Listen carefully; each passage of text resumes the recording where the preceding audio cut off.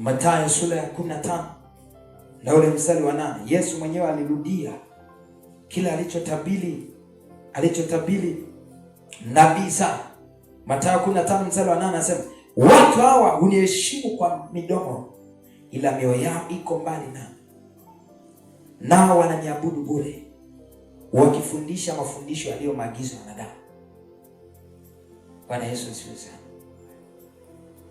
Nguvu za Mungu ziko wapi?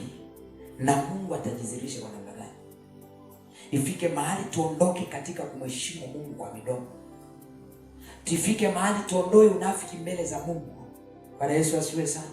Ifike mahali ondoa unafiki mbele za Mungu, ya kwamba kama umedhamiria kweli nione nguvu za Mungu katika maisha, jitoe mzima ya kwamba Mungu wangu le hai, matendo yangu, maisha yangu yatakuabudu wewe. Ninachotaka nione udhihirisho wa nguvu zako. Ninachotaka nione udhihirisho wa nguvu zako. Kuna mtu mmoja anaelewa kila ambacho Roho Mtakatifu anatufundisha. Haleluya. Amen. Mahali penye udhihirisho wa nguvu za Mungu kuna nuru, na giza halina nguvu mahali pale. Ikifika mahali kuna udhihirisho wa nguvu za Mungu katika maisha yako. Hello. Bwana Yesu asifiwe sana. Ikifika mahali kuna udhihirisho wa nguvu za Mungu katika maisha yako, wana uhakika mahali hapo kutakuwa na nuru, na ikiwepo nuru, giza lolote litakalokuja lazima utaligundua mapema. Bwana Yesu asifiwe sana. Huwezi kuniambia kwamba kuna nuru halafu giza lije usijue. Mahali ambapo huwezi kulijua giza ni mahali ambapo penye giza. Ukiwa ndani ya giza likija huwezi kuelewa kwamba kuna giza jingine limeongezeka. Lakini ukiwa kwenye nuru, giza likija utaliona ya kwamba kuna giza lile, acha nilikwepe, acha nikae mbali nalo. Bwana Yesu asifiwe sana. Kwa hiyo palipo na udhihirisho wa nguvu za Mungu kuna nuru, na palipo na nuru hakuna giza ambalo linaweza ikaonekana. Haleluya, watu wa Mungu. Bwana Yesu asifiwe sana.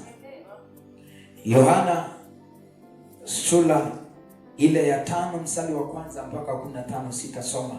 Utaenda kusoma mwenyewe. Bwana Yesu asifiwe sana. Utaenda kusoma mwenyewe, halafu tunatamani tuende kwenye maombi. Tusije tukala muda sana halafu tukakosa muda wa kuomba. Yohana mtakatifu kuanzia sura ya 5 kuanzia ule mstari wa 1 mpaka 15 utaenda kusoma mwenyewe. Haleluya. Ukienda kusoma katika habari hizo utakutana na mtu mmoja alikuwa anateseka, alikuwa anaumwa kwa muda wa miaka 38. Bwana Yesu asifiwe sana. Yule mtu alikuwa akigua, na wakati huo sasa kulikuwa na bilika mahali ambapo wale wagonjwa walikuwa wanaenda wanajidumbukiza. Kulikuwa na majira fulani ya lile bilika linapochemka, maji yanapotimliwa kwenye lile bilika, mtu atakayewahi kujidumbukiza mule anaweza akapona. Bwana Yesu asifiwe sana. Sasa kuna huyu mtu ambaye hakuwa na mtu akumdumbukiza pale kwenye ile bilika. Kila akijaribu watu wengine wanamwahi, lakini alipofika mwenyewe Yesu Kristo anateleheka manda, alimuuliza unataka nini? Yeye akaanza kujitetea, anasema Bwana, tazama sina mtu wa kunipeleka katika lile bilika. Kila nikitaka kwenda katika ile bilika watu wengine uniwahi na kwenda kujidumukiza mule. Bwana Yesu asiwe sana. Yesu alipomuuliza ya kwamba unataka kupona au hutaki, akasema mimi nataka. Bwana Yesu asiwe sana. Alichokifanya Yesu alimwambia beba godoro lako uende. Haleluya. Alipobeba godoro lake akaenda, Mafarisayo walipomwona wakashangaa, wakajiuliza ya kwamba ni mwingine ambaye alikuwa anaomba pale, au ni yeye yule. Bwana Yesu asiwe sana. Au ni nani aliyekuponya? Akasema mimi sijui. Mimi nilichoambiwa nibebe godoro langu niondoke, nimepona. Bwana Yesu asiwe sana. Wakaanza kumuuliza ni nani aliyekuponya? Anasema mimi mwenyewe simjui. Nimeambiwa tu nibebe godoro langu niondoke. Haleluya.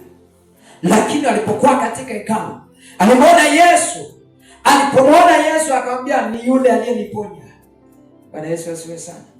wakaanza kumshutumu hivi na hivi na hivi. Lakini nini nataka kukwambia, huyu mtu aliyeugua kwa muda wa miaka 38 alianza kuzungumza habari ya uweza wa Yesu Kristo wa Nazareti hai baada ya kuponywa au baada ya kuona nguvu za Mungu zimemponya ule ugonjwa ambao umeteseka kwa muda wa miaka mingi.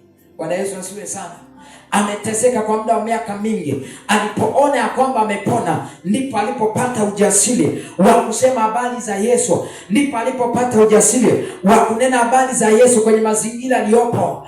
Hata walipokuja wale Mafarisayo walikuwa wanaogopeka vibaya sana. Walikuwa wanaogopeka kupita kawaida. Wakianza ukisikia unasema habari za Yesu, lakini yeye hakuona aibu wala kuogopa, akasema aliyeniponya ni yule. Bwana Yesu asifiwe sana. Mimi sina ingine, lakini aliyeniponya ni yule. Sijui kama tunaelewana. Hakujua habari ya uwezo wa Mungu, lakini pale alipopata kupona hakuona wasiwasi na mashaka kusema kuhusu habari za udhihirisho wa nguvu za Mungu ambao ilimponya. Bwana Yesu asifiwe sana. Sasa swali la kujiuliza, ni lini Mungu atakutokea na atakutokea wewe? Uone ule udhihirisho wa nguvu za Mungu. Uone yale matendo yake makuu katika maisha yako. Haleluya. Ni lini Mungu atakutokea au Mungu atadhihirisha nguvu zake katika maisha yako? Uone ule uwezo wa Mungu. Ni lini? Ni swala la kulipokea neno hili la Mungu na kuliamini kuwa linaweza kubadilisha maisha yako kwa ukubwa. Haleluya. Lakini vile vile ni swala la kuishi sawa na neno la Mungu linavyokuelekeza ili uweze kuona Mungu akijidhihirisha kwako. Ni swala la kuamini neno la Mungu ambalo anakuambia, lakini pia ni swala la kuishi maisha ambayo Mungu mwenyewe anakuelekeza ili uweze kuona udhihirisho wa Mungu au Mungu mshawishi kuachilia maelekezo kwako au kuachilia nguvu kwako, kuachilia udhihirisho ndani ya maisha yako, ili unapotembea hata kwa watu wengine una ujasiri wa kuambia kwamba Mungu anaweza. Na unapoambia Mungu anaweza, wakikutazama kweli wanaona Mungu anaweza. Bwana Yesu asifiwe sana. Unapoambia kweli Mungu anatosha, wakikutazama kweli wanaona Mungu anatosha. Wakikuangalia wanaona kweli kuna Mungu ndani yako. Kuna Mungu ndani yako. Kuna uwezo wa Mungu ndani yako. Wakitazama waone ya kwamba kuna msaada kwako. Lakini leo hii walokole tumejaa shida. Bwana Yesu asifiwe sana. Walokole wengi wamejaa shida. Kila mahali ukuta ni wakulialia. Bwana Yesu asifiwe sana. Ni wakulialia. Unakuta mlokole ni mnyonge kuliko mtu ambaye hajaokoka. Bwana Yesu asifiwe sana. Yaani mpaka mtu ambaye hajaokoka ana muda mwingine anakulumia, mtumishi pole, chukua na kaela hapa ukanunue hata kaunga. Bwana Yesu asifiwe sana. Ukanunue hata kanini. Bwana Yesu asifiwe sana. Maisha hayo ni mabaya watu wa Mungu. Tunatakiwa tumdhihirishe Mungu.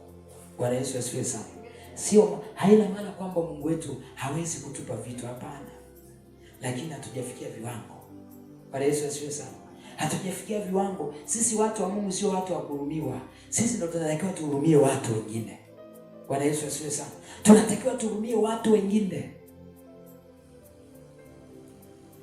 Kijana, binti, unatakiwa wewe wahurumie wengine, sio kukuhurumia wewe. Wanatakiwa vijana wenzako wamuone Mungu ndani yako ili wakikutazama watake msaada kwako. Wakikuangalia watake msaada kwako. Lakini hawezi kufanya hivyo pasipo nguvu za Mungu kudhihirika ndani yako. Na Mungu hawezi kudhihirisha nguvu zake pasipo kuenenda katika njia ambazo anataka. Pasipo kusimama katika eneo ambalo yeye anahitaji. Mungu hawezi. Na swala la udhihirisho wa nguvu za Mungu sio swala la kuonga ya kwamba utatoa pesa nyingi. Bwana Yesu asifiwe sana. Ya kwamba labda ukipambana ukawa na hela nyingi, basi utaheshimika kwa Mungu. Udhihirishe nguvu za Mungu hakuna. Unaweza ukawa na mamilioni lakini ikawa ni sifuri. Nguvu za Mungu ni hewa. Haleluya. Ninapozungumzia kwa habari ya kudhihirisha nguvu za Mungu, sina maana tu ya kwamba utakuwa na mafedha mengi sijui manini, hapana. Haleluya. Yaani kwa habari ya udhihirisho wa nguvu za Mungu ni habari ya kutofautishwa na watu wengine ambao hawajamjua Mungu. Ni habari ya kufanana na Yesu mwenyewe. Unapofanana na Yesu mwenyewe, maana yake kuna nuru ndani yako, na hiyo nuru ndio uweza wenyewe na ndio nguvu yenyewe ambayo watatamani watu wengine uangazie. Bwana Yesu asifiwe sana. Unawahi unakuta watu wengine jambo dogo limewachanganya, hawalielewi, wanaoni namna ya kulitatua, lakini ukifika pale dakika sifuri limetatuka.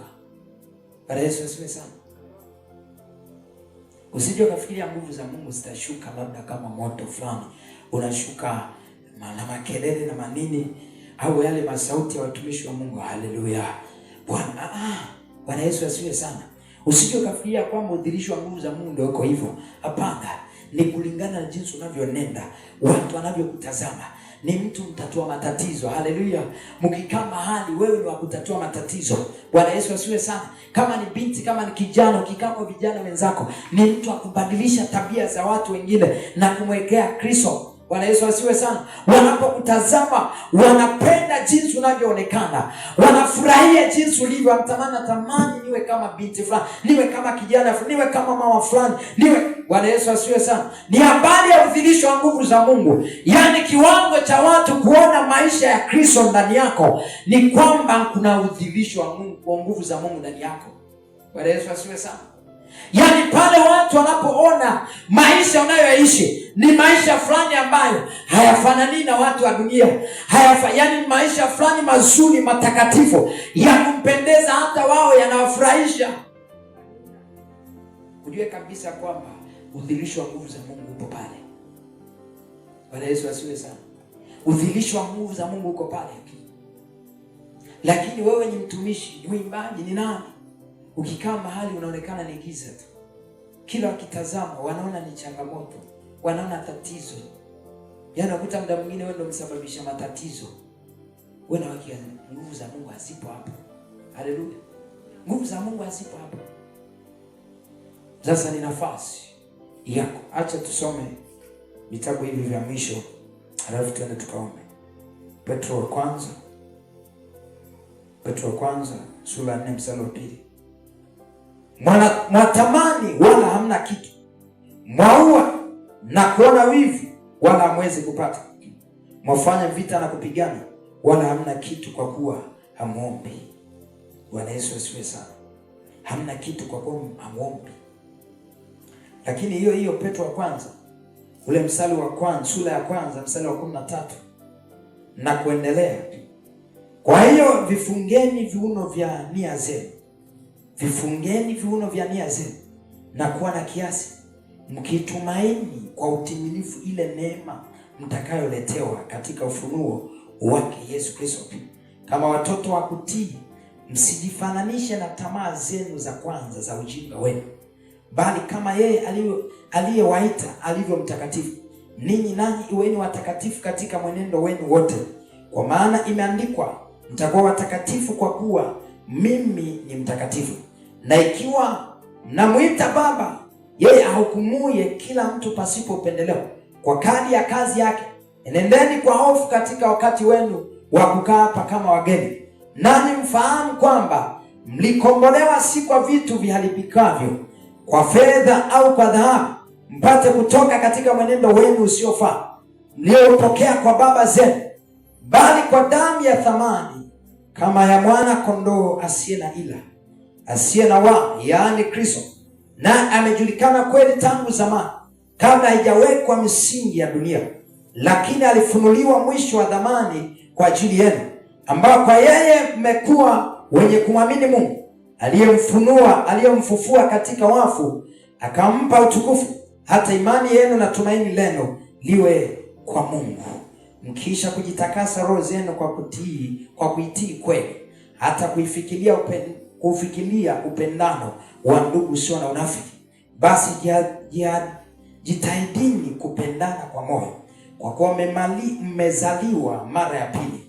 Yaani kwa kuwa mmezaliwa mara ya pili, si kwa mbegu iharibikayo, bali kwa ile hiyo isiyoharibika, kwa neno la Mungu lenye uzima lidumulo hata milele. Maana mwili wote ni kama majani, na fahari yake yote ni kama ua la majani. Majani ukauka na ua lake huanguka, bali neno la Bwana hudumu hata milele. Na neno hilo ni neno lile jema lililohubiriwa kwenu. Bwana Yesu asifiwe sana. Sio kama umeelewa hili neno. Kwa leo tutaishia hapa. Ni kwamba tunatakiwa kuondokana na ile maisha ya dhamani, alafu na kuishi maisha ya Kristo aliye hai. Bwana Yesu asifiwe sana. Tujifunge viuno vyetu na tukatae yale yasiyofaa. Na tukikataa yale yasiyofaa, tuishi yale ambayo tuliokolewa nayo, tukazaliwa kwa mara ya pili. Bwana Yesu asifiwe sana. Tuenende katika utakatifu kama yeye aliyetuokoa kalivyo mtakatifu. Tukienenda katika huo utakatifu kama yeye aliyetuokoa, uwe na uhakika tutaishi maisha yenye kudhihirisha nguvu za Mungu katika maeneo tuliyopo. Tutaishi maisha yenye kudhihirisha uwezo wa Mungu kila mahali tunapokuwa. Bwana Yesu asifiwe sana. Tunaona Mungu alivyodhihirisha nguvu zake kupitia Yesu Kristo anatele hai. Lakini sasa sisi je, tunastahili? Hebu ni wakati wa kusogea mbele za Bwana. Jitathmini, jiangalie jinsi ulivyo, alafu mwambie Mungu aliye hai ya kwamba Mungu, ninaomba nistahili kudhihirisha nguvu zako katika maisha yangu. Bwana Yesu asifiwe sana. Umwambie Mungu, ninaomba nistahili kudhihirisha nguvu zako katika maisha yangu. Ninaweza kustahili vipi sasa? Mwambie Mungu mahali ambapo siko sawa. Kanisa la Mungu mahali ambapo halijakaa sawa sana jinsi Mungu anavyotaka. Tumwambie Mungu, tunatamani kukaa katika mstari wako. Tunatamani kukaa katika njia yako. Tunatamani kukaa katika mapenzi yako. Alafu Mungu, tumwambie Mungu, tunahitaji hiyo neema ambayo Bwana uliachilia kupitia Kristo anatele hai.